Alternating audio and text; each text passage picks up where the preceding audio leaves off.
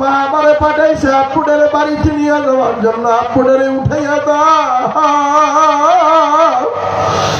বাবা কে শুনে কার কথা? পাশের ভালটা দিয়ে, ছাউনি দিয়ে, টালাই দিয়ে ঢাকিয়া, হাজার হাজার মন মাটি দিয়ে, সাফা দিয়া, সবাই মোনাজাত দিয়ে যখন বাড়ির দিকে রওনা। বাচ্চা দুটা বাবার কবর রাইখা বাড়ির দিকে যাইতে চায় না। আখারে অনেকেই জুস কিনিয়া দেয়, মজা কিনিয়া দেয়, বুঝায় যে তার আব্বা মারা গেছে, আর কোনো দিন বাড়িতে যাবে না। বাচ্চা দুটা বোঝে না, কয় যারা পরে একা একা এইখানে রাইখা বাড়িতে যাওয়া যাবে না। জোর করিয়া ধরিয়া গোরস্থান দিয়ে বের করিয়া কয়েক কদম সামনে গেছে।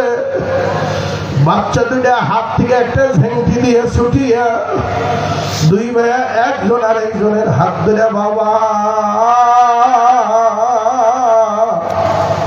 একটা শিক্ষা দিয়ে দৈর্য দিয়ে বাবার কবরের উপরে টাস করিয়া পড়িয়ে দিয়েছে।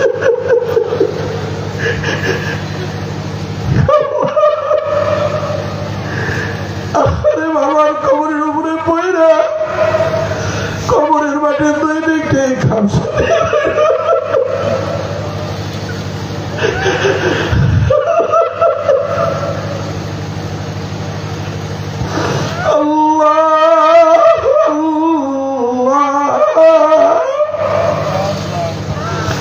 কবরের মাটি খামসা দিয়ে ধরে কান্দে, ডাক দিয়ে বাবা সত্যি কি তুমি মরিয়া গেছ? ওরা যে বলতেছে তুমি আর কোনো দিন বাড়িতে যাও, সত্যি কি তুমি মরিয়া গেছো? আব্বু সত্যি যদি তুমি মরিয়া যাও, আমাদেরকে আদর করিয়া কে ঘুম পড়িয়া দেবে? কে আমাদের জন্য মজা কিনিয়ে নিয়ে আসবে? আল্লাহর বান্দারা, আল্লাহ আজকের এই মজলিসে কারা বাবা হারাইয়া আসছো, মা হারাইয়া আসছো, একটু চিন্তা ভাবনা করিয়া দেখো। এমন একটা দিন তো আমার আর তোমার জন্য অপেক্ষা করতেছে। আজকে যদি আজরাইলে থাবা দিয়া কলিজা ছিড়িয়া ফাড়িয়া বের করিয়া ভালো, আগামী দিন সকাল 10টা-11টায় 3 টুকরা সাদা মার্কিন কাপড় দিয়া প্যান দিয়া আখানে মসজিদের কোনায় যেই খাটিয়া দেখো, খাটিয়ার মধ্যে উঠাইয়া কয়েকজনে মিলিয়ে কান্দে নিয়ে জানালা দিয়ে গোরস্থানের গর্তের মধ্যে ভালাইয়া, বাঁশের ফালটা দিয়ে, ছাউনি দিয়ে, টালাই দিয়া ঢাকিয়া, হাজার হাজার মন মাটি দিয়া, সাফা দিয়া, সবাই যার যার বাড়ির দিকে রওনা। যুবকের দলেরা, পুরার দলেরা, আল্লাহর হাবিব ফরমানাও হুফরাতুম মিন হুফারিন নার। আল্লাহর নবী বলছে এই কথা কোনদিন মিথ্যা হইতে পারে না। আল্লাহর নবী বলেন, গুনাহগার নাফরমানকে যখন কবরে রাইখা লোকজন বাড়িতে চলিয়া যাইবে, গুনাহগার নাফরমানের কবরটা আমার মাওলা একেবারে জাহান্নামের আগুনের কুয়া বানাইয়া ফেলাইবে। বাবা কার ধোঁকায় পড়ছ? কোন দুনিয়ার ধোঁকায় পড়ছ রে বাবা? আল্লাহ আল্লাহ কিতাবের মধ্যে লেখছে, লোকজন মাটি দিয়ে যখন বাড়ির দিকে রওনা দেবে, গুনাহগার নাফরমান মক্কার বেঈমানে কাপড়ের মধ্যে জাহান্নামের আগুন একেবারে ধাউ ধাউ ধাউ ধাউ করিয়া জ্বলিয়ে উঠবে। শরীরের চামড়া, গোশত, হাড্ডি, কলিজা পর্যন্ত জ্বালাইয়া ফেলাইবে রে বাবা। তারা যুবকদেরকে ধ্বংস করে দিচ্ছে। ওয়াজের মঞ্চে এসে বলছে মাদকের বিরুদ্ধে যুদ্ধ ঘোষণা করলাম, আবার একই নেতা ওপার থেকে মাদকের চালানি পারাই না যুবকদেরকে দিয়ে ব্যবসা বাণিজ্য করে খাইছে। কথা নেই কিনা? হাজার হাজার কোটি টাকার মালিক হয়েছে। কথা নেই কিনা? বলবেন যে হুজুর রাজনীতির কথা বলতে পারছেন না, রাজনীতি ইসলামের বাইরে নেই। রাজনীতির সমাধান যদি ইসলাম দিতে পারে, ওই ইসলাম আমি মানি না। কারণ ইন্নাদ-দীন ইনদাল্লাহিল ইসলাম, ইসলাম এমন এক ধর্ম যেটা মানুষের পূর্ণাঙ্গ এক জীবন ব্যবস্থাপনার নাম হলো ইসলাম। কথা ঠিক না? ইসলাম যদি মুসলমান কিভাবে পায়খানা করবে আর ঢিলা করবে এটা যদি শিখায়, মুসলমান কিভাবে বিবাহ করবে, স্ত্রী ব্যবহার করবে, এটা যদি ইসলাম শিখায়, মুসলমান কিভাবে মসজিদে ঢুকবে বাইরে এটা যদি ইসলাম শিখায়, মুসলমান রাজনীতি করবে কিভাবে এটা ইসলাম শিখায় না? কথা হয় না? এটা শিখাবে খারুইয়া মতে নেতা? এটা শিখাবে দাড়ি কামায় নেতা? হ্যাঁ, তাহলে তো ইসলাম পূর্ণাঙ্গ ধর্ম হতে পারে না। কথা ঠিক না? ইসলাম সব জায়গার সমস্যার সমাধান করতে পারে। কথা ঠিক না? আল-ইয়াওমা আকমালতু লাকুম দীনাকুম ওয়া আতমামতু আলাইকুম নি'মাতি ওয়া রাদিতু লাকুমুল ইসলামা দীনা। দিন ইসলাম এটা পূর্ণাঙ্গ। আল্লাহ যে কথাটা কইছে একটু শোনাবো নাকি? জান্নাতে যেতে চান আপনারা? কারা কারা চান একটু হাত জায়গা দেখেন, কেউ বাকি আছে কিনা? আমিও আছি আপনাদের সাথে। আল্লাহ তুমি একটু হাত গুলা তাকায় দেখো। আল্লাহ তোমার যুবকেরা, তোমার বুড়ারা, আল্লাহ তোমার শিক্ষিতরা, তোমার অশিক্ষিতরা সবাই হাত জাগাইছে। আল্লাহ আমরা সবাই জান্নাতে যাইতে চাই। আল্লাহ যারা হাত জাগাইলাম জান্নাতের মেহমান না বানাইয়া তুমি কবরের দেশে ডাক দিও না। জোরে জোরে বলেন আমিন। আল্লাহ বলছে ইয়াউমা নাদউ কুল্লা উনাসিন বিইমামিহিম। এটা আমার কথা না, কিন্তু আমার সাথে কেউ রাগ করবেন না। রাগ যদি করেন আল্লাহর সাথে করেন। আল্লাহর কথা আমি শুনে দিয়ে দিই। আল্লাহ বলতেছে দুনিয়াতে যে যাকে নেতা মানবা কিয়ামতে তার পিছনে ওঠা লাগবে। তার পিছনে দুনিয়াতে যুবক তুই যাকে নেতা মানবি কিয়ামতের ময়দানে ওই নেতার পিছনে ওঠা লাগবে। ওই নেতার জায়গা যদি জান্নাতে হয় তুইও জান্নাতে যাবি, আর ওই নেতার জায়গা যদি জাহান্নামে হয়, এ যুবক বাবা, বুড়া বাবা, আমার আর তোমার জাহান্নামেই যাওয়া লাগবে। আর আমি ওয়াজ করলাম, সিদ্ধান্ত আপনার নেওয়া লাগবে। আপনি কোন নেতার পিছনে থাকবেন? এই ওয়াজ আমার, সিদ্ধান্ত আপনাদের। সবাই হাত জাগাইছি, জান্নাতে যাইতে চাই। জান্নাতে যাওয়ার জন্য 2টা গুণ অর্জন করা লাগবে। কয়টা? একটু মুখস্থ করেন না। কয়টা কয়টা? আজকে আপনারা এখানে শিখতে আসছেন না শিখাইতে আসছেন? কারা কারা শিখতে আসছেন একটু হাত জাগাইয়ে দেখাবেন সবাই। আলহামদুলিল্লাহ, হাত নামান। যদি শিখতে আসেন তাহলে আপনারা ছাত্র নাকি ওস্তাদ? কারা কারা ছাত্র হইতে পারছেন? যারা ছাত্র হইতে পারছেন তারা কিছু শিখতে পারবেন। আলহামদুলিল্লাহ। আর যদি এখানে ভাব নিয়ে বসেন আমি রৌমারির নেতা, আমি চেয়ারম্যান, আমি মেম্বার, আমি এমপি, আমি মন্ত্রী, আমি মিনিস্টার, আমি মাস্টার, আমি ডাক্তার, আমি সভাপতি, সেক্রেটারি, তালুকদার, জমিদার, এই ভাবনা নিয়ে বসবেন, সারা রাত ওয়াজ হবে, ওয়াজে আপনার হেদায়েত হবে না। আর যদি অন্তর থেকে এই চিন্তা বের করেন যে আমি ডাক্তার না, ইঞ্জিনিয়ার না, জজ না, ব্যারিস্টার না, তালুকদার না, জমিদার না, চেয়ারম্যান না, মেম্বার না, আমি এমপি না, মন্ত্রী না, মিনিস্টার না, আমি কোরআনের মজলিসের একজন নগণ্য ছাত্র।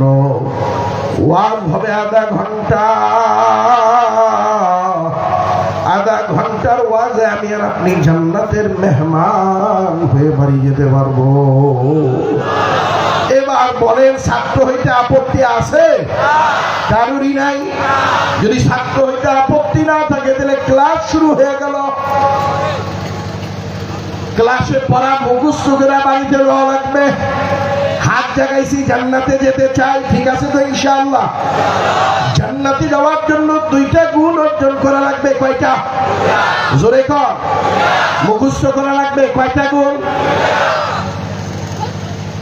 ইন্নাল্লাযীনা আমানু ওয়া আমিলুস সালিহাত। 1 নাম্বার গুণের নাম হচ্ছে ঈমান। 1 নাম্বার গুণের নাম কি বললাম? জোরে কর। আছে তো? সবাই বুঝতে পারে না। অনেকেই চিন্তা করতেছে যে হুজুর কয়েকদিন আগে দুর্গা পূজা গেছিলাম তো সমস্যা না।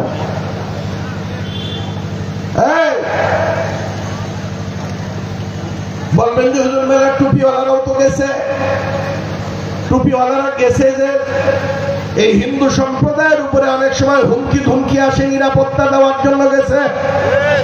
কারণ এই সামান্য একটা গন্ডগোল বাজারের পরেই টুপিওয়ালাদের উপরেই দোষটা ফালায়। কথা হয় না, কথা হয় না। 54 বছরের সন্ত্রাসী কর্মকাণ্ড আলেমরা করে নাই, ইমামরা করে নাই, মাদ্রাসার ছাত্র শিক্ষকরা করে নাই, কিন্তু দোষ তাদের উপরে ভালো। কথা ঠিক কিনা? না না না, সন্ত্রাসী বানাইছে হুজুরদের, অথচ 54 বছরে একটা পূজা মণ্ডপ করে হুজুররা ভাঙে। দেশের পরিবেশ খারাপ তো, এই জন্য অনেক আবার 200 জন টুপিওয়ালা ওই পূজা মণ্ডপে বেশি করে ভালো কথা ভাই, বেশি যেটা করছে আমরা এটার পক্ষে না। তাহলে জান্নাতে যাওয়ার গুণ কয়টা? 1 নাম্বার, জোরে কর, আছে তো? জোরে কর, না থাকলে হিনাইছেন কেমন? আছে দেখে তো ইমানে তাই না লইছে এইখানে, কথা ঠিক না? আছে তো ইনশাআল্লাহ। ইমানটা বিশুদ্ধ হওয়া লাগবে, ভেজাল মুক্ত হওয়া লাগবে। ইমানের মধ্যে শিরক আর কুফরের গন্ধ থাকা যাবে না। ইমান একেবারে নির্ভেজাল হওয়া লাগবে। ইমানের মধ্যে যে চুলের আগা পরিমাণ ভেজাল নিয়ে কেউ আল্লাহর দরবারে যায়, সে জান্নাত পাবে না। কারণ নামাজের ভেজাল আল্লাহ মাফ চাইলে মাফ করে দিবে, ইমানের ভেজাল কিন্তু আল্লাহ সহজে মাফ করবে না। এই জন্য ইমান বিশুদ্ধ করা লাগবে। ইমান বিশুদ্ধ করার জায়গার নাম মাদ্রাসা, কিন্তু আমরা মাদ্রাসায় ছাত্রদেরকে, বাচ্চাদেরকে পড়াইতে চাই না। কারণ হুজুর মাদ্রাসায় পড়ে খাবে কি করে? তাদের ধারণা হলো যে হুজুররা না খেয়ে থাকে, বরঞ্চ হুজুররা যা খায় ওরা যে তার চোখেই দেখে না, এই চিন্তাই তাদের মধ্যে নাই, ঠিক না? ইমান বিশুদ্ধ না হলে জান্নাতে যাওয়া যাবে না। ইমান বিশুদ্ধ করা লাগবে। জান্নাতে যাওয়ার 2 নাম্বার গুণের নাম হলো নেক আমল। নেক আমল মানে ভালো কাজ। কি কাজ? কি কাজ? নামাজ পড়া ভালো কাজ না খারাপ কাজ? নামাজ পড়া ভালো কাজ। এটা কার কার কাছে একটু আল্লাহু আকবার করে হাত দেখে দেখাবে? সবার কাছেই ভালো কাজ। একটু হাতটা লড়াবেন। সবার কাছেই ভালো কাজ, সবার কাছেই। আলহামদুলিল্লাহ। তাহলে নামাজ পড়া যদি ভালো হয়, না পড়া এবারে তো আওয়াজ আসতে, মানে যারা ঠিক মতো পড়ে না এরা কথা বলে। নামাজ পড়া ভালো, না পড়া কি খারাপ? ইন্নাল্লাযীনা আমানু ওয়া আমিলুস সালিহাত,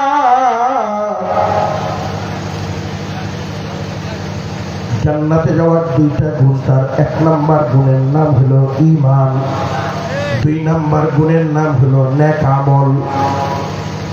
নামাজ পড়া এটা নেক আমল, দাড়ি রাখা এটা কি বদ আমল? কি আমল? আর ভাই রাখতে পারেন না, আজকে তওবা করে রাখবেন। দাড়ি রাখা নেক আমল না বদ আমল? পর্দা করা এটা নেক আমল না বদ আমল?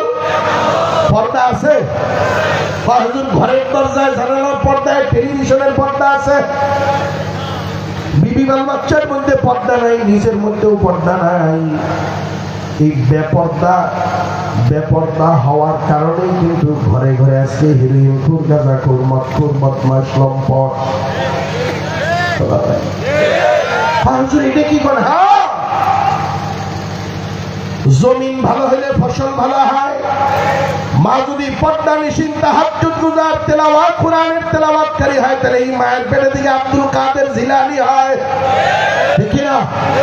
মা যদি পর্দা নিশিন হয়, মা যদি কোরআন তেলাওয়াতকারী হয়, মা যদি তাহাজ্জুদ গুজার হয়, তাহলে এমন মায়ের পেটে থেকে কুতুবে আলম সৈয়দ ফজলুল করিমের জন্ম হয়, কথা ঠিক না?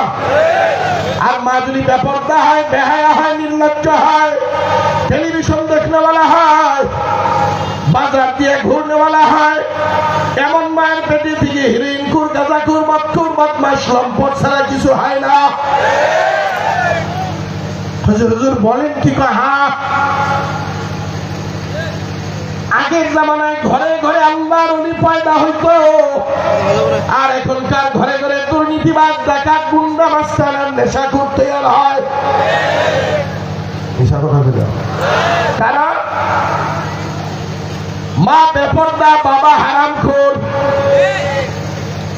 এখন পুরুষটা কথা ছিল আগেরটা তো ভালো আসাল, মহিলাদের বিরুদ্ধে আসাল, আমাদের বিরুদ্ধেও করলে। মা বেপর্দা, বাবা, আরে ভাই জমিন একটু দুর্বল, কৃষক যদি শক্তিশালী হয়, চৌকস হয়, তাহলে দুর্বল জমিন থেকেও কিছু ফসল নিয়ে ঘরে দেবে, কথা ঠিক না? জমিনও খারাপ, কৃষকের যদি দুনিয়ার অলসন, ওই জমিনে আগাছা ছাড়া কিছু হয় না, কথা ঠিক না?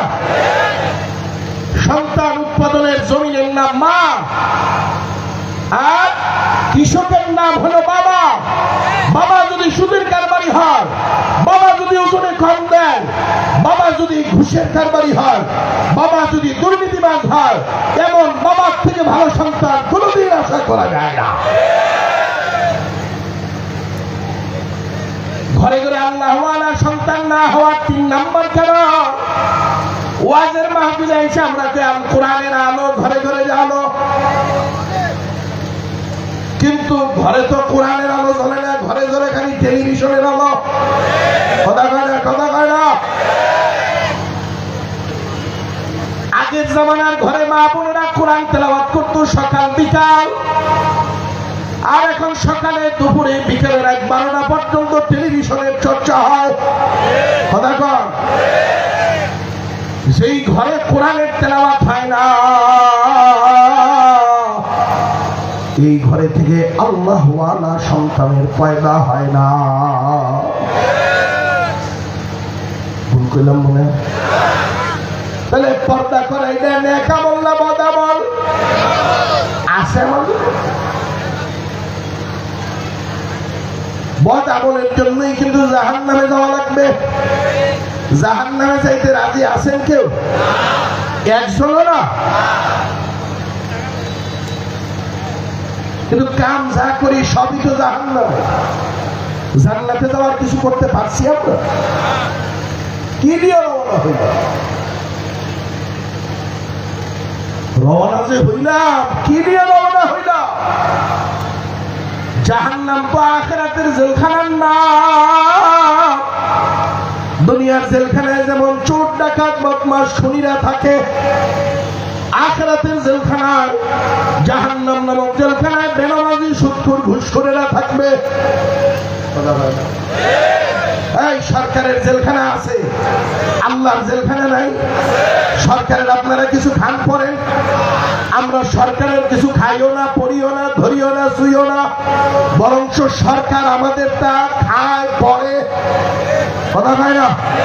সরকার আমাদের তা দিয়া আনন্দ করে, ফুর্তি করে, বিমান উড়ায়, হেলিকপ্টারে ওরে, কথা ঠিক না? এসির বাতাস খায়, দামি গাড়ি দৌড়ায়।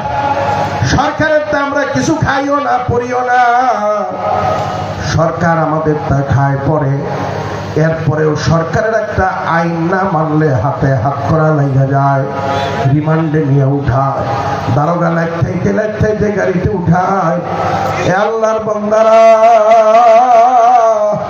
আমরা সরকারের তা যদি না খাই, না পড়ি, তাহলে আমরা সকাল থেকে রাত্র পর্যন্ত যা খাই, যা পড়ি, এগুলার মালিককে না। জোরে ডাক দাও কে? আল্লাহর তা খাইলাম, আল্লাহর তা পড়লাম, আল্লাহর চন্দ্র, আল্লাহর সূর্য, আল্লাহর গ্রহ নক্ষত্র, আল্লাহর জমিন, আল্লাহর গাছ, আল্লাহর মাছ, আল্লাহর হাওয়া, আল্লাহর বাতাস সব ভোগ করার পরে মুয়াজ্জিন ডাক দেয়, হাইয়া আলাস সালাহ, হাইয়া আলাল ফালাহ বইলা আমি আর তুমি আল্লাহর পায়ে সিজদা না দিয়া চার দোকানে, টেলিভিশনের দোকানে আড্ডা দেই, ঠিক না? যার তা খাই না, পড়ি না, সরকার আমাদের তা খায়, পরে তার আইন না মানলে যদি রিমান্ডে যাওয়া লাগে, পিটনায় খাওয়া লাগে, যার তা খাইয়া পড়া বাইছে রইলাম, তার পায়ে সিজদা দেওয়ার জন্য মুয়াজ্জিন 5 বার ডাক দেয়। একবারও যদি না যায়, মনে রাখবা দুনিয়ার সরকারের পুলিশ আছে, দারোগা আছে, যুবক বাবারা, বুড়া বাবারা, আমার মালিক মাওলারও কিন্তু দারোগা আছে। কথা কন আছে না নাই? দুনিয়ার দরবারে ঘুষ দিলে আসামি ছাড়াইয়া দেওয়া যায়, চেয়ারম্যান মেম্বারের ধমক দিলে আসামি ছেড়ে দেয়, পাওয়ারফুল এমপি মন্ত্রী যদি আসামির ব্যাপারে দারোগারে ফোন দেয়, দারোগা আসামি ছেড়ে দিয়ে আসামিরে উল্টা সালাম দেয়, দেয় কি দেয় না? যুবক বুড়া, শিক্ষিত অশিক্ষিত আমার বাবারা, পর্দারে আমার মায়েরা, বোনেরা, আমার আর তোমার হায়াত দিন শেষ হয়ে যাবে। মনে রাখবা আল্লাহর দরবারে ওয়ারেন্টারি হবে, আজরাইল নামক দারোগা আমার আর তোমার সামনে এসে দাঁড়াইয়া যাবে। গোটা দুনিয়ার সমস্ত অর্থ তার সামনে দিলে রাইখা যাবে না। আজরাইল ঘুষ খায় না, কারো টেলিফোন শোনে না। কথা ঠিক না বেটি? কি আজরাইলকে একদিন আসবে কি আসবে না? এই জোরে কোন আসবে কি আসবে না? তবে একটা কথা মনে রাখবা, আজরাইলের সাথে যার সাথে দেখা হয়েছে তাকেই কিন্তু 3.5 হাত গর্তে ফলাইয়া দিছে। গর্তটা অনেক বড় না, লম্বা না, চওড়া না, গভীর না। তবে আজ পর্যন্ত এই গর্তে যারা পড়ছে কেউ কিন্তু ইঠা দাঁড়াইতে পারে না। আমি আর তুমি একদিন যাব, আখারে আর কোনদিন উঠব না। যুবক বাবারা, বুড়া বাবারা, মনে রাখবেন, দিলের কান লাগাইয়া শোনে, আজকের এই রাত্র কিন্তু জীবনের শেষ রাত্র হইয়া যাইতে পারে। আজকের এই ওয়াজ জীবনের শেষ ওয়াজ হইয়া যাইতে পারে। যদি আজকের এই ওয়াজটাই শেষ ওয়াজ হইয়া যায়, মনে রাখবেন আজকে রাত্রে আজরাইলের সাথে সাক্ষাৎ হইয়া যাবে। রাত্রেই যদি আজরাইলের সাথে দেখা হইয়া যায়, সকাল হওয়ার আগেই বাড়িতে কাফনের কাপড় হাজির হইয়া যাবে। সকাল হওয়ার আগেই মসজিদ থেকে লাশের খাটিয়া বাড়িতে হাজির। যুবক বাবারা মনে করছে হুজুর বুড়া তো হই নাই। এ বাবা, বুড়া হবি তার তো কোনো গ্যারান্টিও নাই। কত যুবক তো আল্লাহ বুড়া হওয়ার আগে যুবক অবস্থায় কবরে ঢুকাইছে। যুবক, তুই বুড়ার দিকে কেন তাকাও? তুই কেন দেখো না হাজারো লক্ষ কোটি শিশুকে আল্লাহ যুবক হইতে দেয় নাই, শিশু অবস্থায় কবরে ঢুকাইছে? কি আছে না নাই? আছে না নাই? মনে রাখবা, দুনিয়াতে আসার সিরিয়াল আছে, যাওয়ার সিরিয়াল নাই। দুনিয়া কারোর জন্য স্থায়ী থাকার জায়গা না, কেউ থাকতে পারে নাই। আমি আর তুমিও থাকতে পারবো না। আসার সিরিয়াল আছে, যাওয়ার সিরিয়াল নাই। আসার সময় বড় আগে আসে, মেজো তারপরে আসে, সেজো তারপরে আসে, ছোট একেবারে পরে আসে। যাবার বেলায় দেখা যায় বড় মেজো সেজো সবাই রইয়া যায়। সবচেয়ে ছোট যে ভাইটা ছিল সে কাফনের কাপড় গায়ে জড়াইয়া আখারের লাশের খাটিয়ার মধ্যে উঠে কবরস্থানের দিকে চলে যায়। অনেক বাবা ছোট বাচ্চারাই মারা যায়, অনেক মা বাচ্চা ভূমিষ্ঠ করতে, বাচ্চা ডেলিভারি করতে যেই মারা যায়। আখানে অনেক বাবা এখানে আছেন নিজের সন্তান নিজে দাফন করছে, অনেক বাবা মাইকে পর্দারে আছেন নিজের মেয়েকে নিজে কাপড়ে মোড়াইয়া তারপরে আজকের এই ওয়াজ শোনার জন্য আসছেন। কয়েকদিনের দুনিয়া তো থাকার জায়গা না। আল্লাহর বান্দারা একটু চক্ষু দ্বারা বন্ধ করে 5টা মিনিটের জন্য একটু মৌতের মুরাকাবা করে দেখা। এই যে আমি চক্ষু বন্ধ করতে বলছি, অনেকেই চোখ বন্ধ করো নাই। সামনে এমন একটা দিন আসতে আছে, আজরাইল এসে চক্ষু দুটো চিরতরে বন্ধ করে দিবে। দুনিয়ার মানুষ সবাই মিলিয়ে চেষ্টা করিয়াও আমার আর তোমার চোখ দিলে কোনো দিন খুলে দিতে পারবে না। আল্লাহর বান্দারা অনেক বাবারে দেখছি ছোট বাচ্চারাই মারা গেছে। এই যে 2-3 বছর আগের ঘটনা, আমি এক জানাজায় আসছি, একজন আলেম মানুষ মারা গেছে। 4 বছর আর 5 বছরের 2টা ছোট বাচ্চারাই মারা গেছে।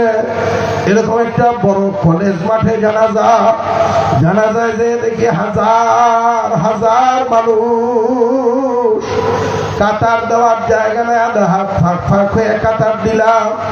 জানাজা দেখে মনে হইল লোকটা বড় আল্লাহওয়ালা।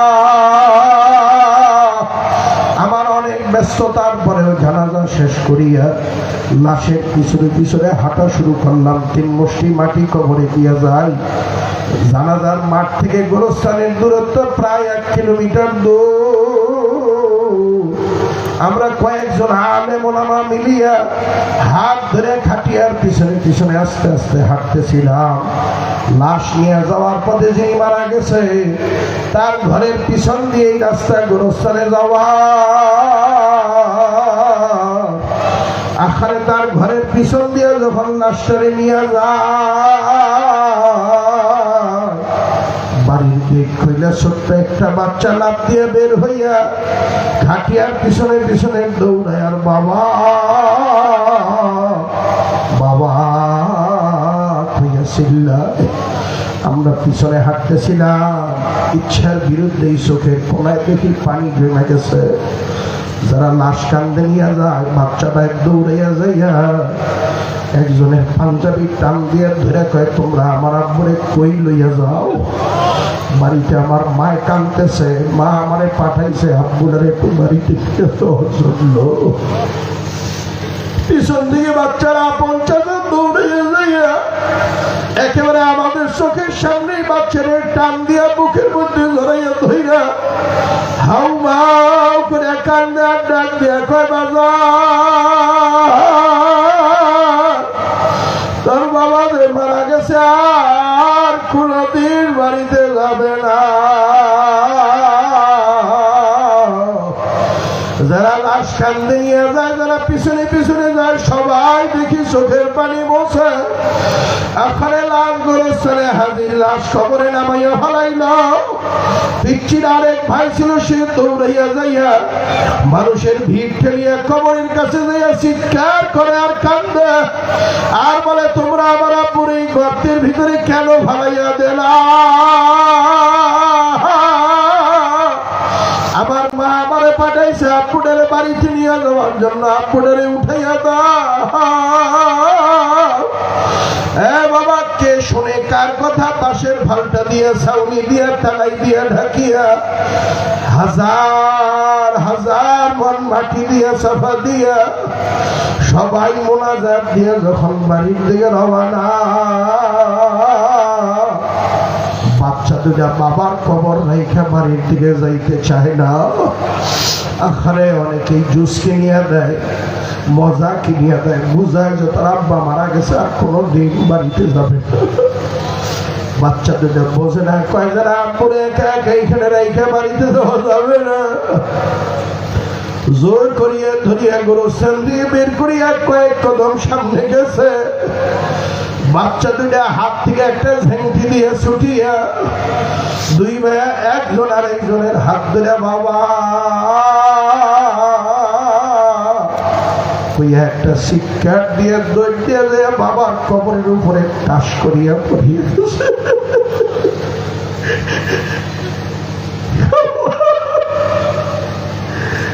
আরে বাবার কবরের উপরে পয়রা কবরের মাঠে দুই দিকে খামসা